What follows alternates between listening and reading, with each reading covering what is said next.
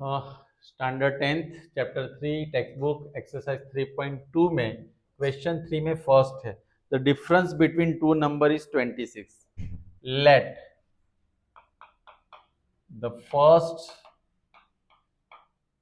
Number भी क्या लेंगे x एंड सेकंड नंबर कौन सा होगा हमारा. अब दोनों में याद रखना हमें या तो ऐसे लेना पड़ेगा कि ग्रेटर नंबर हमारा कौन सा है x, स्मॉलर नंबर कौन सा है. वैसे भी एज्यूम कर सकते हैं. यहाँ पे मैं ले लेता हूँ कि x ग्रेटर देन y, इसका मतलब x इस, क्योंकि दो नंबर में एक ग्रेटर होगा और एक क्या होगा स्मॉलर होगा. बाय डिफॉल्ट है या तो इक्वल होंगे, लेकिन यहाँ पे हम स्मॉलर और ग्रेटर ही ले सकते हैं क्योंकि डिफरेंस है. तो सेम नंबर होगा तो डिफरेंस क्या हो जाएगा जीरो. डिफरेंस क्या हो जाएगा, इसलिए सेम तो नहीं ले सकते. तो दोनों का डिफरेंस कितना है, डिफरेंस कितना है, डिफरेंस हमारा 26 यानी x माइनस वाई में करता हूं तो अगर मैं y ग्रेटर देन x लेता तो y माइनस एक्स हो जाता. क्या हो जाता है y माइनस एक्स. फोकस करने की कोशिश करो, थोड़ा कोऑर्डिनेशन रखो. One number is 3 time the other number, यानी सपोज इसमें बड़ा नंबर कौन सा है तो y को ही मुझे 3 मल्टीप्लाई करना पड़ेगा. क्यों, y छोटा नंबर है, स्मॉलर नंबर. इक्वल कब होगा, जब मैं y को 3 टाइम मल्टीप्लाई करूंगा तो ये बड़ा नंबर बनेगा ना. तो x equal to 3y, x equal to 3. और हम लोग बोलते हैं ना कि हमें दो इक्वेशन बनाने, तो हमारा दो बन गया. अब हम कौन सी मेथड यूज कर सकते हैं यहाँ पे, सब्सटीट्यूशन. तो मैं इसमें रख दूंगा x minus y equal to 26. x की वैल्यू कितनी है तो 2y इक्वल टू, तो y इक्वल टू कितना आया 13. अब हमारे पास x इक्वल टू क्या है 3y, यानी 3 इंटू दैट इज, तो देखो 3 टाइम्स हो गया ना, 13 3 जा. तो फर्स्ट नंबर कौन सा होगा हमारा, बोलो. Number is 39 and second number is 13. ये हमारा आंसर. दोनों का डिफरेंस करो. 39 माइनस 13 क्या आ रहा है 26. Okay. Second question, the larger of two supplementary angles. पहले सप्लीमेंट्री एंगल का मतलब क्या होता है, जो दो एंगल का प्लस क्या होता है उसको क्या कहते हैं सप्लीमेंट्री. 90 को क्या कहते हैं तो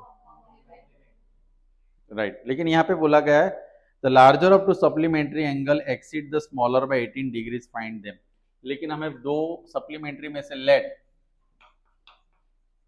द फर्स्ट एंगल, या तो हम बोलेंगे greater angle, let the greater angle be कौन सा होगा x and smaller angle be. पक्का सप्लीमेंट्री है तो दोनों का टोटल कितना होगा x plus y 180. This is number what they have given us here. क्या बोला है उन्होंने, the larger of two supplementary angle exceed the smaller by 18. यानी लार्जर एंगल कौन सा है मेरा x, स्मॉलर कौन सा है, तो स्मॉलर में मैं 18 ऐड करूंगा, स्मॉलर में 18 ऐड करूंगा तो क्या बन जाएगा, सॉरी क्या बनेगा, ये ग्रेटर नंबर बन जाएगा. इसको मैंने ये भी सब्सटीट्यूशन में ही जाने देते हैं. अब नंबर 2 इसमें रखते हैं तो क्या होगा y प्लस 18 प्लस, समझ में आ रहा है, मैं x की जगह पर मैंने y प्लस 18, यहाँ पे y equal to 180. 2y equal to 180 minus 18 कितना होगा बोलो 162. y इक्वल टू कितना होगा 81. अब x equal to y plus 18, 81 plus 18 that is 90. तो क्या इस दोनों का प्लस 180 आ रहा है? यस। तो द लार्जर एंगल भी और ग्रेटर एंगल भी कौन सा होगा? Angle be 99 and smaller angle be 80। पक्का? डिफरेंस दोनों में क्या है? 18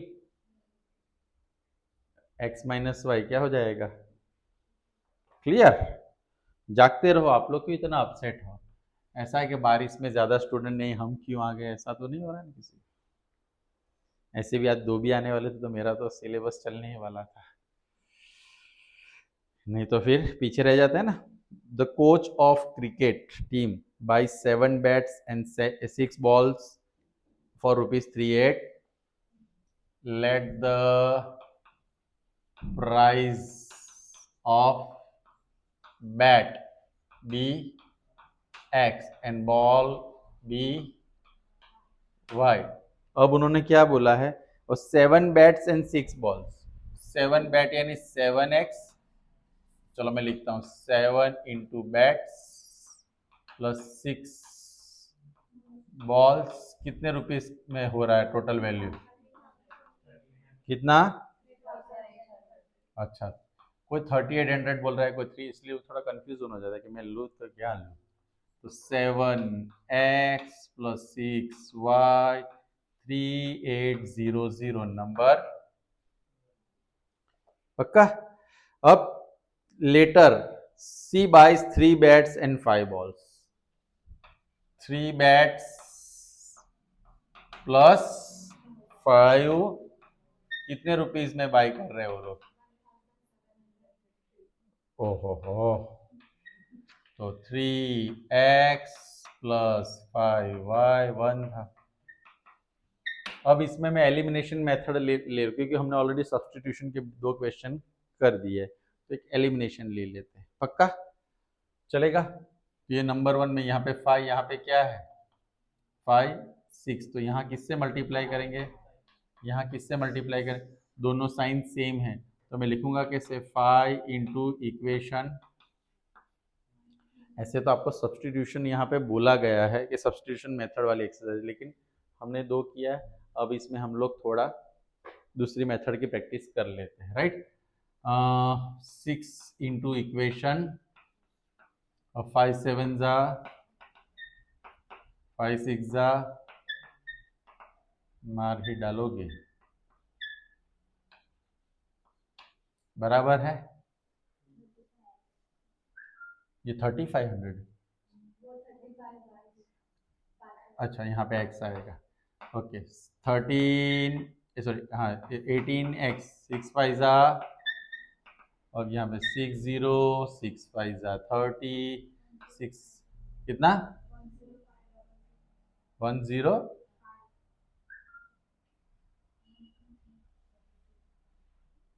105। मैं कर रहा था, अच्छा खासा रोक दिया। अब बताओ कितना होगा?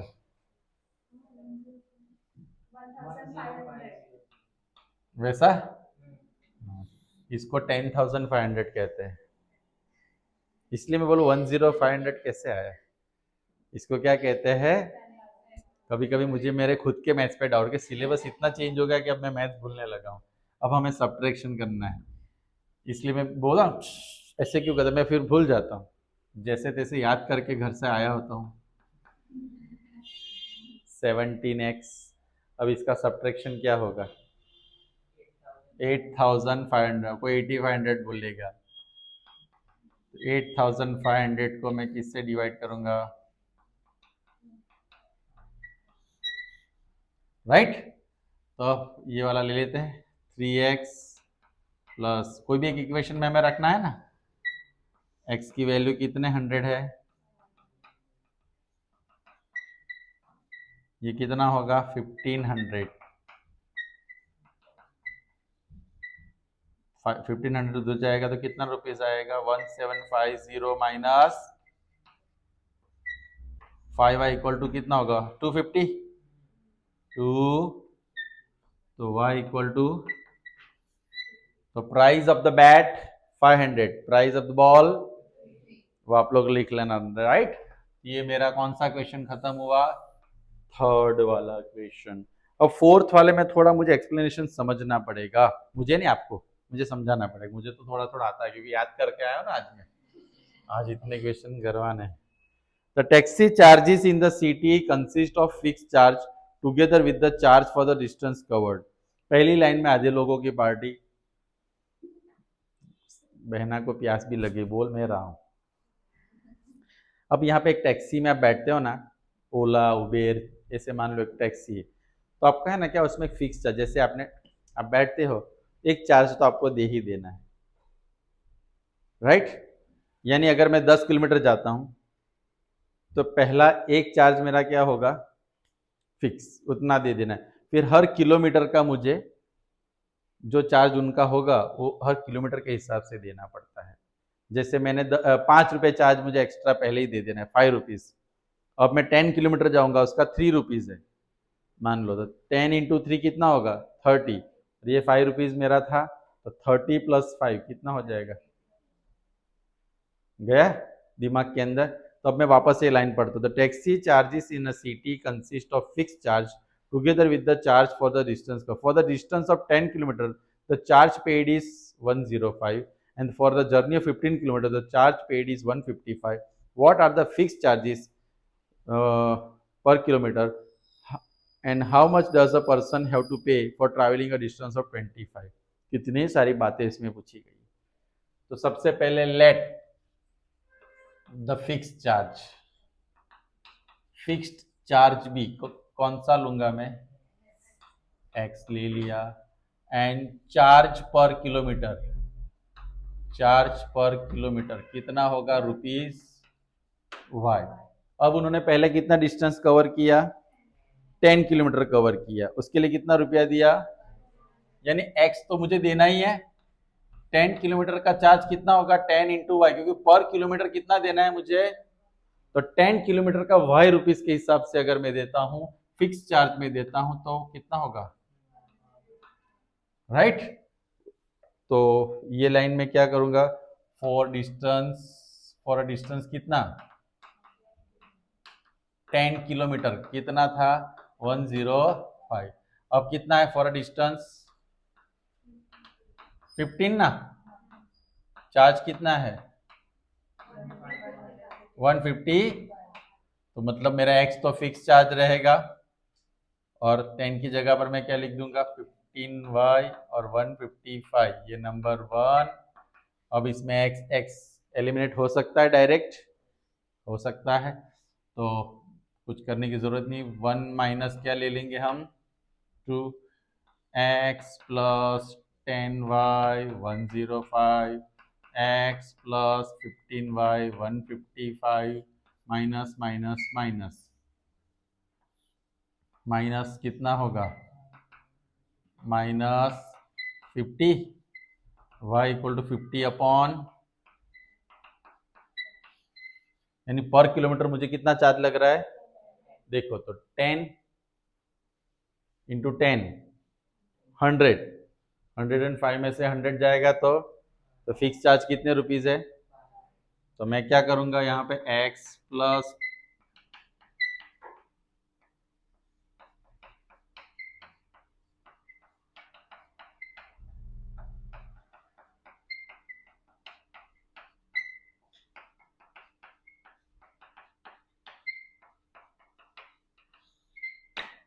तो फिक्स चार्ज भी ये रुपीस कितना होगा 5, और दूसरा क्या है, चार्ज पर किलोमीटर बी रुपीस, पक्का वेरीफाई करना।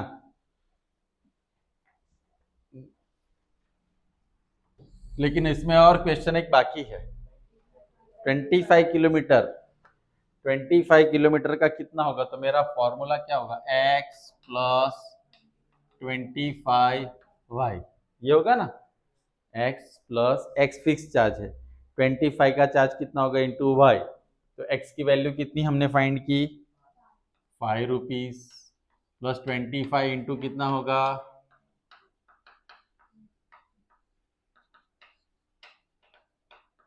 पक्का इतना चार्ज देख लो। तो मैं तो इससे अच्छा क्या कहूँ कि भाई आपको इतना पैसा तो ऐसे ऐसे करके खड़े रहो तो फ्री में जा सकते हैं, है ना। थोड़ा चलो, थोड़ा रुको।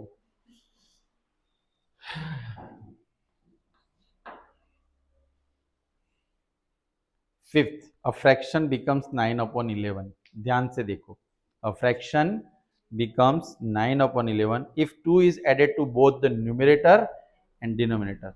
अब फ्रैक्शन का क्वेश्चन है तो सबसे पहले let the numerator be x and denominator be, तो फ्रैक्शन क्या होगा मेरा, मेरा नहीं हम सबका, एक्स अपॉन,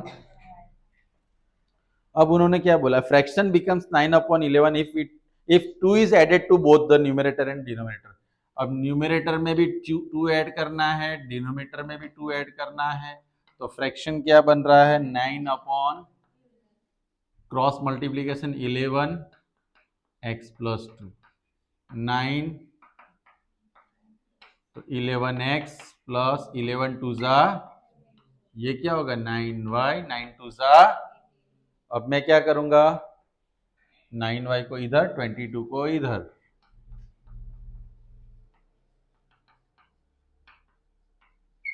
तो 11x minus 9y is equal to minus, this is number 1 for us, not only for me. अब हमारे पास क्या बोला गया है, 3 is added to both numerator and denominator, बहुत इजी क्वेश्चन है। 3 is added to both, right, दोनों में ऐड करने से मुझे क्या मिल रहा है, 5 अपॉन, तो क्या करेंगे,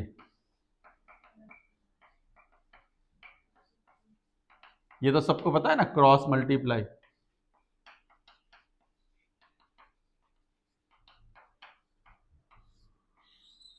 तो 6x माइनस क्या होगा, 6x minus 15 minus 6x minus 5y minus 3, this is number. अब इस दोनों का मुझे सॉल्यूशन लाना है, कौन से मेथड से लाएंगे हम लोग, एलिमिनेशन ले ले कि सब्स्टिट्यूशन, सब्स्टिट्यूशन ले लेते हैं, चलो 11x minus 9y is equal to क्या है, तो 9y इधर लेके जाते हैं सब्स्टिट्यूशन में, minus 4 plus x equal to minus 4 plus 9y upon 11, this is number 3। क्यों नंबर 3, 1 और 2 तो हमारे पास है, 1 को मैंने यहाँ पे सब्स्टिट्यूट किया यानी x को, अब वो वैल्यू इसमें रखेंगे, 6x minus 5y equal to minus 3, x की वैल्यू क्या है माइनस 4,